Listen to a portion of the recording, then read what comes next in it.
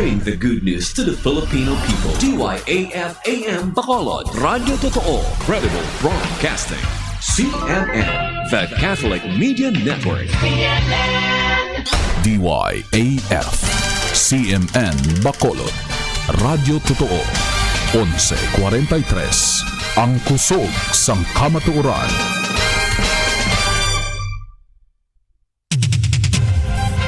Adsum Balita.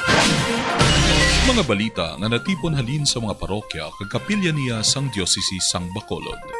Kag mga pangulong dinalan sa bahin sang lokal, nasyonal, kag pangkalibutanon nga mga hitabo.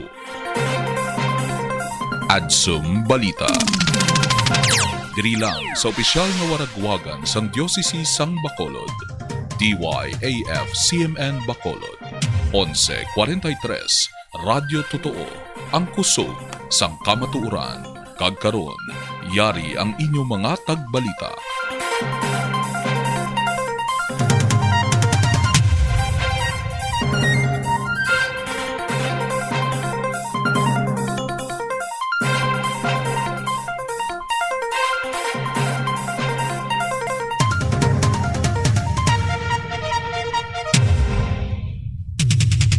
May aga dahil sa Bacolod, may aga sa tanan nato nga tagpalamati, October 27, 2020, Martes nga adlaw, kag ini ang Adsum Balita. Ako si Father Roy, question is all gone. Kagini si Julie Gonzalez. Kagyari na nga itong mga nagabaga nga mga balita.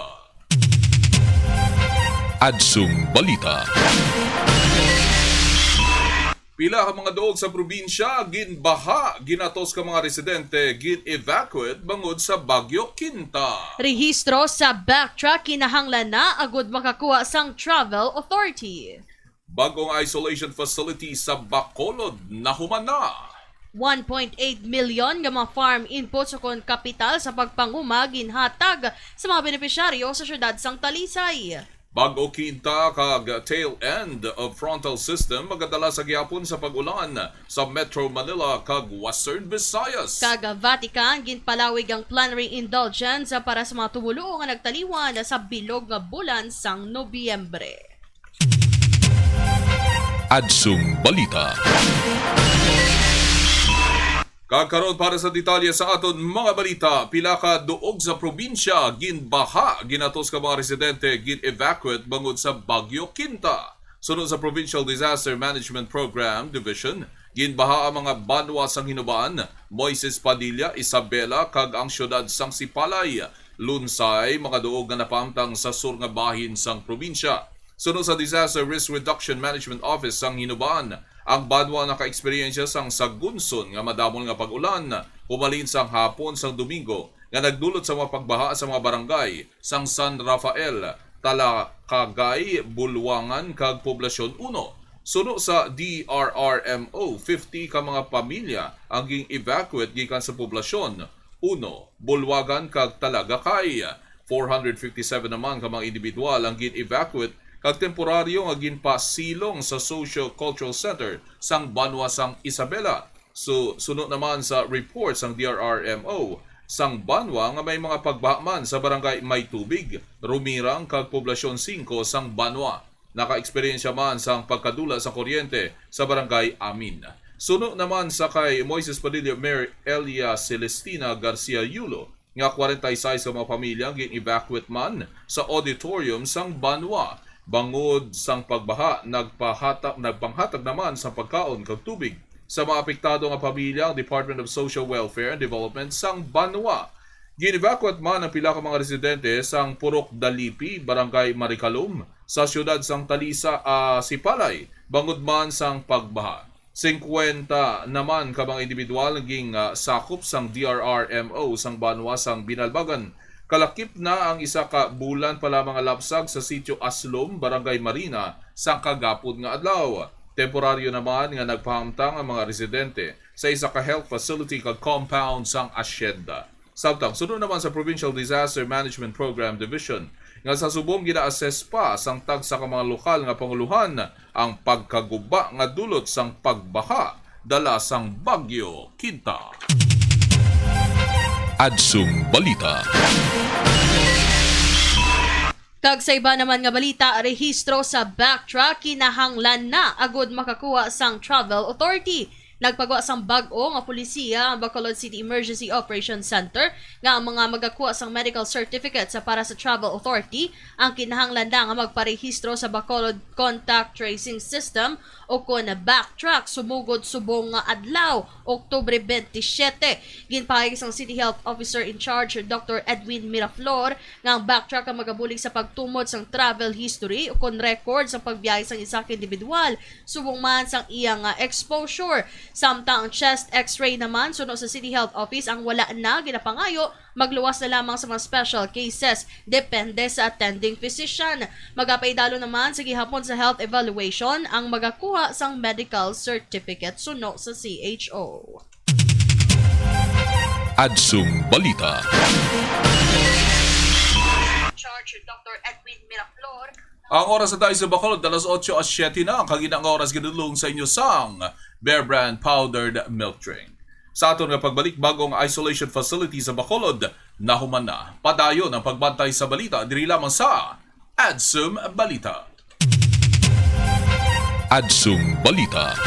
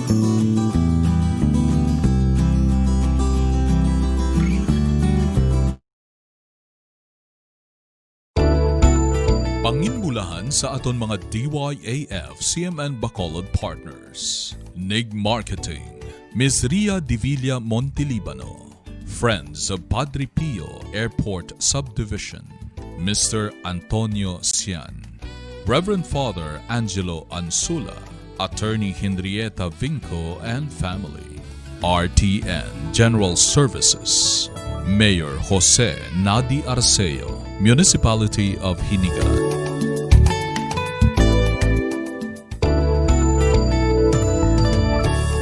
Sa pagtuman sang DYAF CMN Bacolod, 1143 kHz ang iya misyon sa pagdulong sang serbisyo nga masaligan aton ginapasalamatan ang mga masunod. Apostleship of Prayer, San Sebastian Parish, Reverend Dave Ryan Treyes, RL Squad, Mr. Modesto and Mrs. Berobina Saunoy, Elizabeth Fontiliano and family, Mr. and Mrs. Ronilo Bacong and family.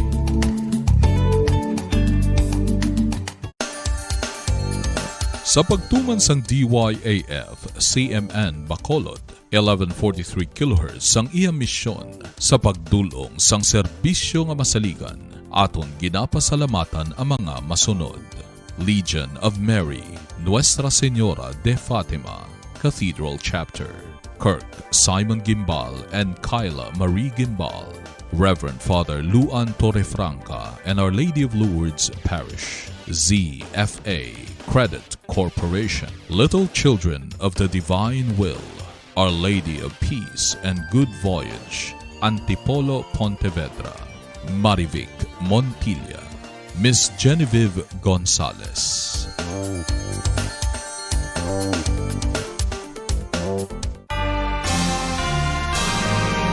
Sa pagtuman sang DYAF CMN Bacolod, 1143 kHz sang iya misyon sa pagdulong sang serbisyo nga masaligan aton ginapasalamatan ang mga masunod. Jenny Icasas, Dr. Jovi Vergara and family, Mrs. Nenang Farales, Mrs. Suzette Santander and family, Grace Garingalao and family, David Panlilo, Grace and Ramon Peñalosa, Miss Margie Kalumba.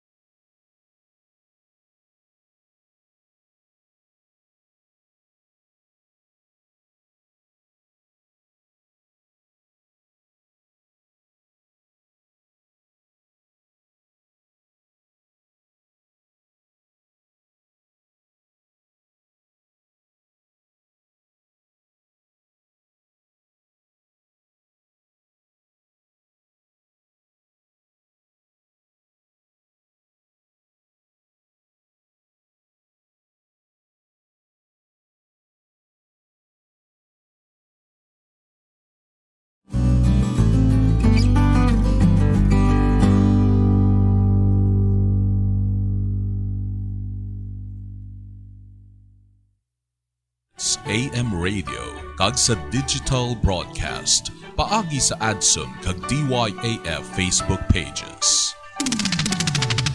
Serbisyo sinikan Dios ang aton dalangpan. Ini ang DYAF CMN Bacolod 1143 kHz Radyo Totoo, ang kusog sang kamatuoran.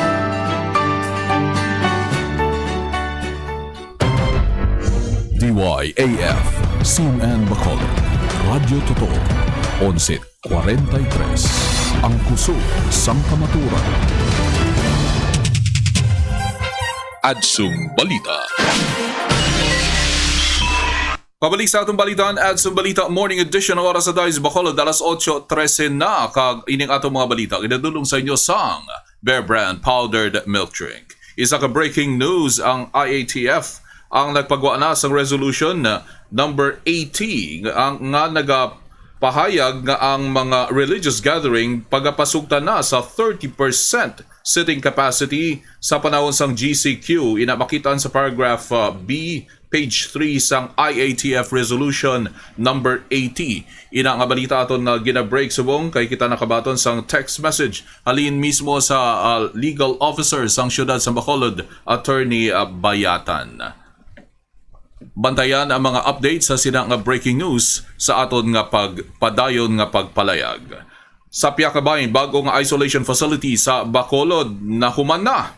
Igatugyan na sa siyudad sa Bacolod sa Department of Public Works and Highways. Sa mabot nga Biyernes, ang bago lang na human nga quarantine kag isolation facility nga may 32 ka mga hulot nga napamtang sa barangay Alihis. Ang pasilidad ang patindog sa anay nursery sa mga tanom sang City Agriculture Office. Ang pasilidad ang gitukod sa paghatag sang dugang nga healthcare facility para sa mga asymptomatic kag mild COVID-19 cases.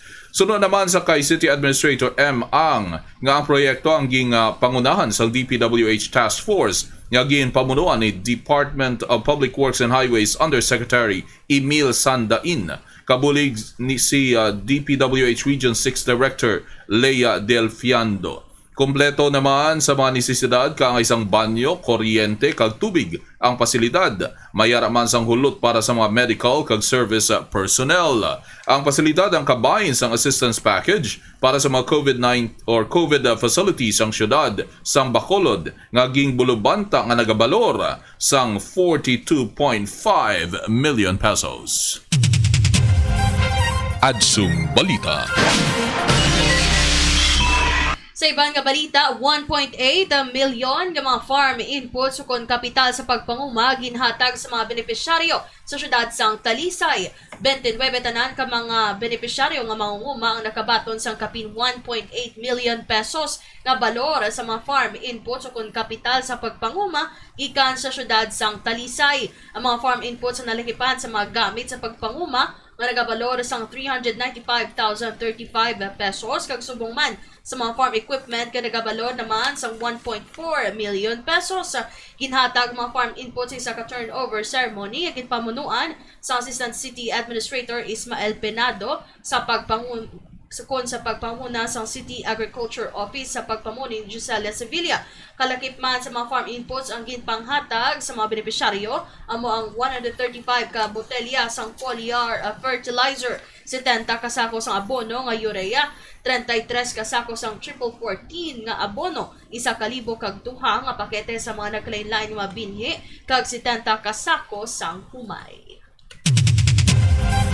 Adsum Balita. Ang oras sa Dice Bacolod, alas 8:17 na kaginang oras, ginadulong sa inyo sang Bear Brand Powdered Milk Drink. Sa atong nga pagbalik, Bagyo Quinta kag tail end of frontal system magadala sa gihapon sang pag-ulan sa Metro Manila kag Western Visayas. Bantayan inang kabalita sa pagbalik sa inyong programa sa aga, Adsum Balita. Adsum Balita.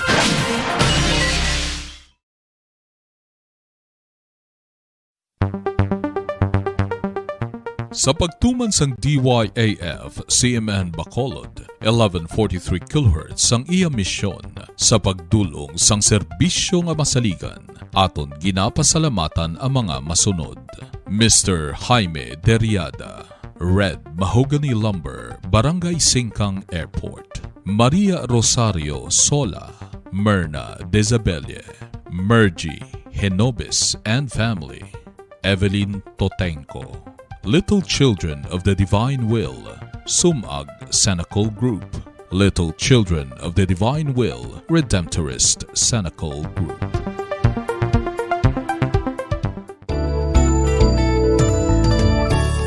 Sa pagtuman sang DYAF CMN Bacolod, 1143 kHz sang iya misyon sa pagdulong sang serbisyo nga masaligan, aton ginapasalamatan ang mga masunod. Mayor Neil Lezares, Thelma and Anna Marie Palermo and family. Bacolod City Water District, Attorney Hermilo Pauyon, Teresita Uy, Reverend Father Roel Hundos, Congregation of Augustinian Missionaries of the Philippines, Bishop Emeritus Vicente M. Navarra, Doctor of Divinity.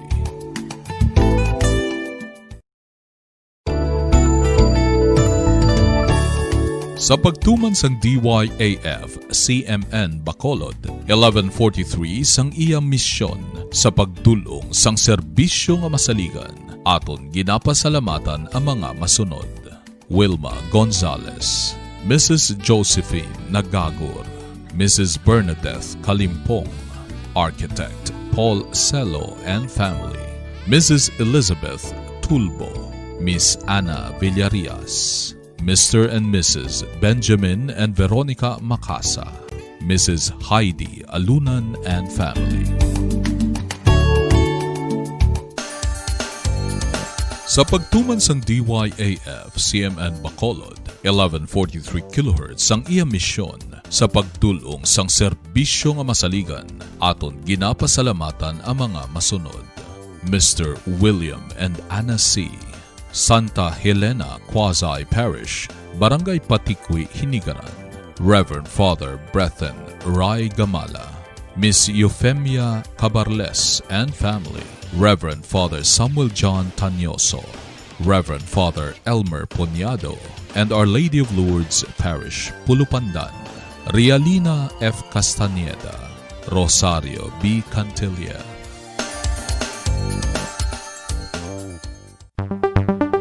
Sa pagtuman sang DYAF CMN Bacolod, 1143 kHz sang iya misyon sa pagdulong sang serbisyo nga masaligan, aton ginapasalamatan ang mga masunod. Ritzy Pardan, Jasmine Gamboa and family, Mrs. Jo Escamilla and family, Rolling Hills Memorial Chapels Incorporated, Conchita Buaron and family, Lorena Duran, Reverend Father Anisito Buenafe Jr. and Our Lady of Guadalupe Parish, Valladolid, Mr. Jess Vargas.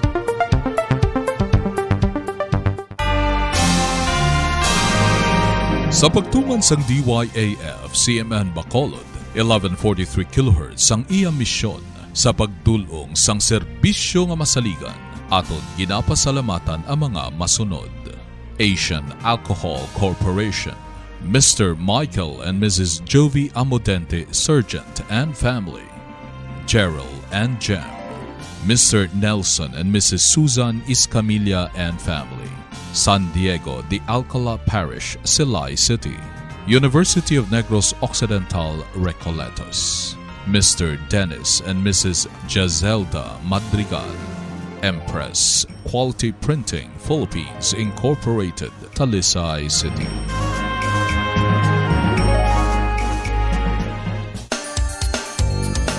Sa pagtuman sang DYAF CMN Bacolod, 1143 kHz sang iya misyon sa pagdulong sang serbisyo nga masaligan, aton ginapasalamatan ang mga masunod.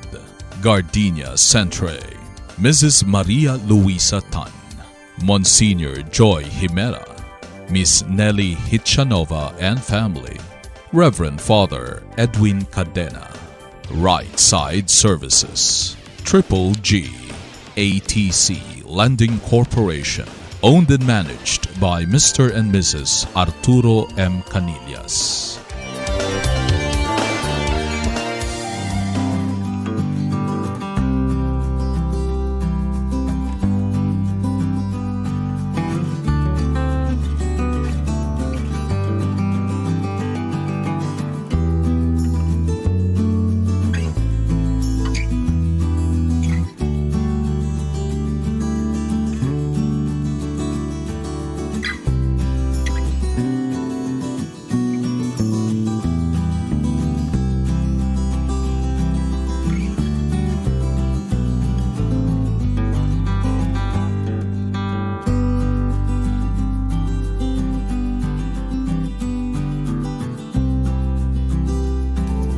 DYAF CMN Bacolod, Radyo Totoo, 11:43, ang kusog sang kamatuoran.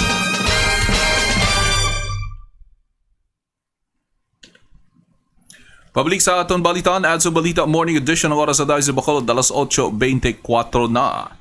Kag para sa aton weather update, bagyong Akintag tail end of frontal system magadala sa gihapon sa pag-ulan sa Metro Manila kag Western Visayas. Makaagom sa gihapon sang magalom kag malakalaka nga pag-ulan nga may pangilat kag pagpanagob ang Metro Manila kadam-an sa mga duog sa Luzon kag Western Visayas. Bangod sa tail end sang bagyo gingtakag Kinta kag ang tail end of frontal system. Inisunod sa Weather Bureau sang Estado, the Philippine Atmospheric Geophysical and Astronomical Services Administration o kung PAGASA. Nagpaandam naman sa gihapon ang PAGASA sa mga posible nga pagbaha kag landslide sa pila ka mga duog nga mahimo madulot sang sunod-sunod nga pag-ulan.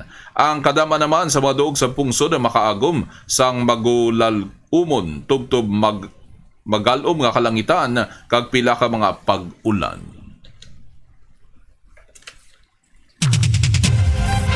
Adsum Balita. Kag kadto naman kita sa mga balita gikan sa pangkalibutanon nga simbahan, ini ang Adsum Vatican News. Balita sang pangkalibutanon nga simbahan. News from Rome. Vatican News.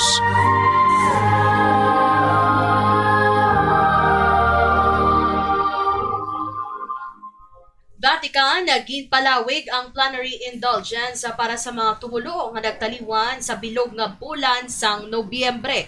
Ginpalawig pa sa Vatican ang availability sang plenary indulgences para sa mga kalag sa purgatorio.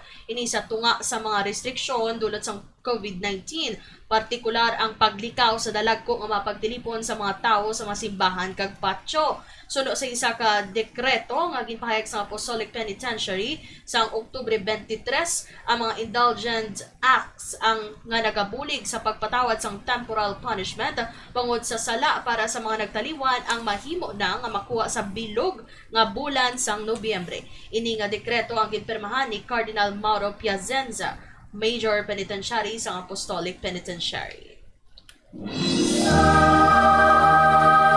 Balita sang pangkalibutanon nga simbahan. News from Rome. Vatican News.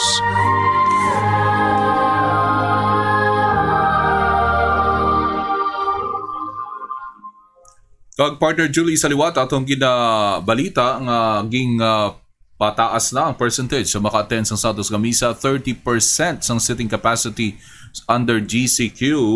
Ini ang gipagwa sang IATF sa ila resolution number 80 sa paragraph B page 3.